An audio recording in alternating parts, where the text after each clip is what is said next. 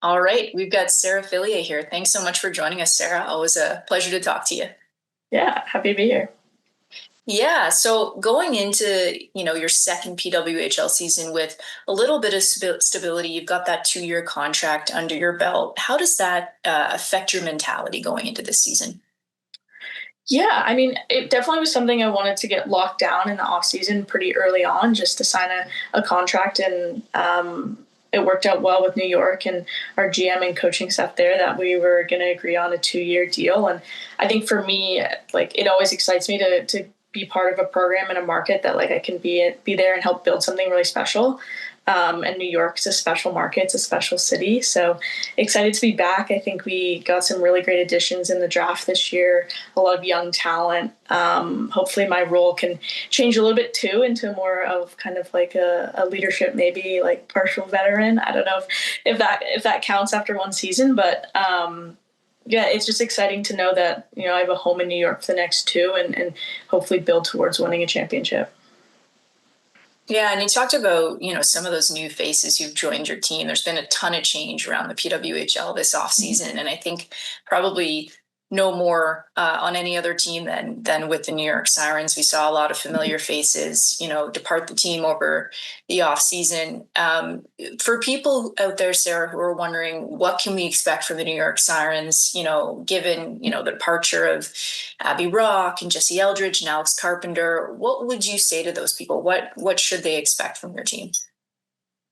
Yeah, I mean, we lost a lot of talent, a lot of scoring, a lot of leadership. But with the moves we made at the draft, I feel like we got some really great pickups of just some young, talented college players. And if you look at the NCAA right now, it's all skill based and super fast paced hockey. And I think that fits perfectly with my game.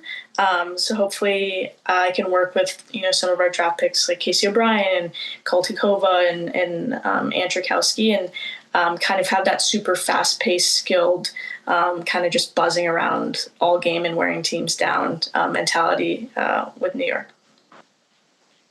And you talked about taking on more of a leadership role, going into your second season, a bit more of a veteran in the league now. How do you see yourself leading this team? Like, how would you like to lead, and what will your style be? Yeah, I mean, I feel like my leadership style is basically just like through my actions. I'm not like the loudest person in the room.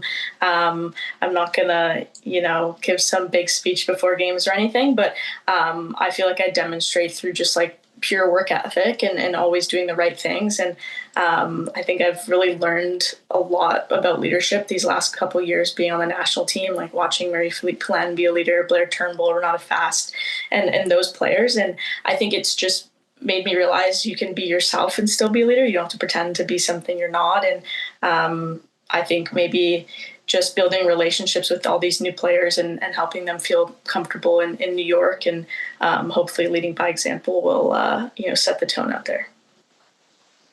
And you talked about one of those new players, Christina Kaltinkova, obviously the first overall pick for the Sirens in the last draft. And I'm guessing you're familiar with her a little bit from college.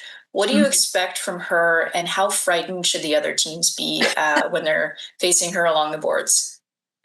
Yeah, I mean, I was scared in college for a few years playing against her. So people should definitely, be shoulder checking when they're going into corners with her. She's a super physical presence. And I think what's so special about her game is she is going to play that physical style that the PW has really embraced, but she's going to score goals. I'm sure she's going to put up a lot of points in this league. She gets to, the hard areas around the net, and she's super heavy on her stick, and she has moments of really pure finesse. So she's kind of that all-around player, but loves to get under the skin of some star players. So I'm happy she's on my team for this year.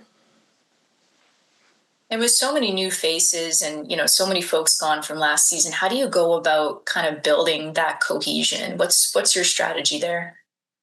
Yeah, I think just like touching base. Like I said earlier, we have a really long off season. I mean, the draft is in June and it's October now, so just touching base and trying to get on the same page early on, we've been having some meetings, with our whole New York group about just like similar vocab or might be new vocab for players coming from different programs.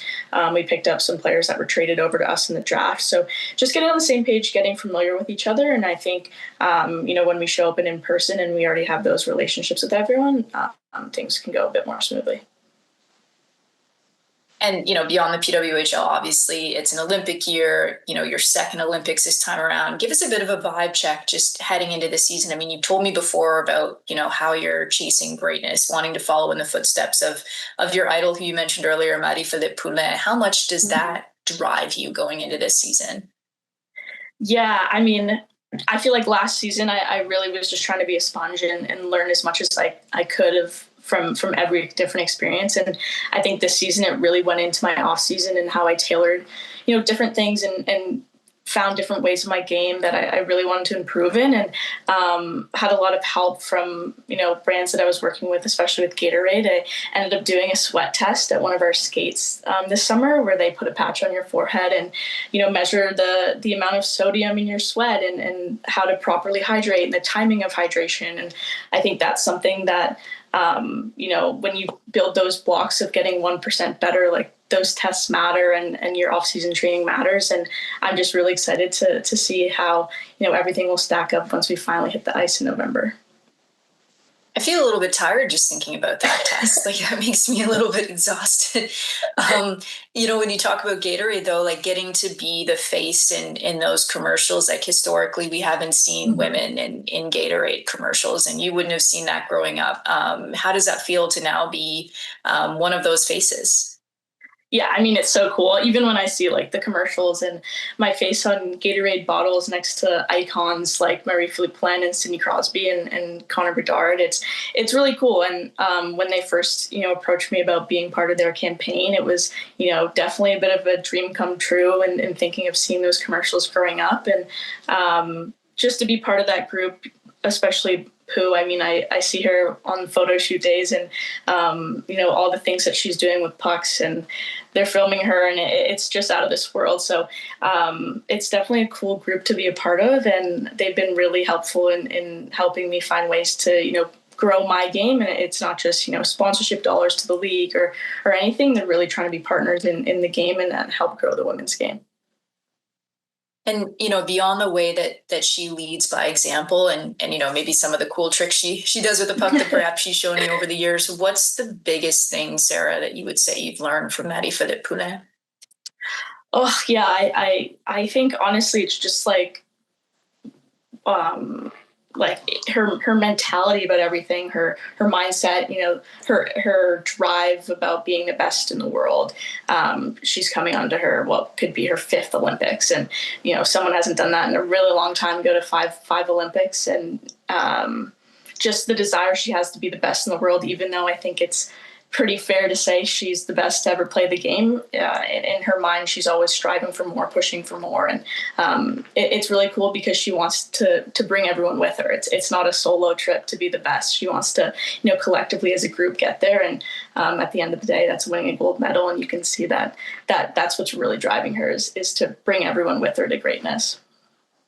And is that, if we can go inside your head going into this season, going into your second Olympics, going into your second season in the PWHL, is that sort of how you're feeling too when you're thinking about, years from now when your career is done, how you want people to talk about what you've accomplished in this sport? I mean, yeah, whenever you hear her or hear people talk about her and her game, it's, just so positive. And I feel like she makes a point and a serious effort to, make people feel like she truly cares about them every time she has an interview or meets young girls at games or meets fans. And I think she said it earlier at one of our training blocks, but at the end of the day, she wants to be remembered and how she makes people feel. And I think that's really spread throughout our locker room and definitely has, sunk in, I guess, in my own head and how I want to leave this game in my career. And we know that you've been at Olympic training camp, a couple of different Olympic training camps, Sarah. This summer, we know you've been in the gym working on your explosiveness. But I also understand that you had a sourdough starter going and may have even made a field trip to the gym with you. So can we just get a wellness check on your sourdough starter? How is it doing? Is it still kicking? Oh, she's healthy and thriving. Yeah, she did make it to the gym. I didn't realize when I got into the whole sourdough process that it was really finicky, and I was going away on the weekend and I couldn't leave her in the car. It was too hot during the summer, so I brought it into the gym to make sure that she stayed alive. And I've made a ton of loaves. And I actually, when I moved into New Jersey last weekend, I brought the starter down, and I have her in the fridge. So I'll be making some bread for the Sirens hopefully all year. Okay, so she's a cross-border sourdough starter. Yeah, Good she's for her. international. Yeah. Do you talk? I mean, I've heard of people talking to plants to help them grow. Do you talk to your sourdough starter? Is that a thing? Uh, I mean, I've heard the whole like positive affirmation thing with rice. I don't know if you've heard about that, but um, I haven't. But maybe I should, and it would make my bread a little bit better. But she's doing fine right now without the affirmation. So we'll see. Okay, I'm glad to hear it. Well, wishing you a lot of success on the ice this season, Sarah, and lots of great bread too. Awesome. Thanks so much.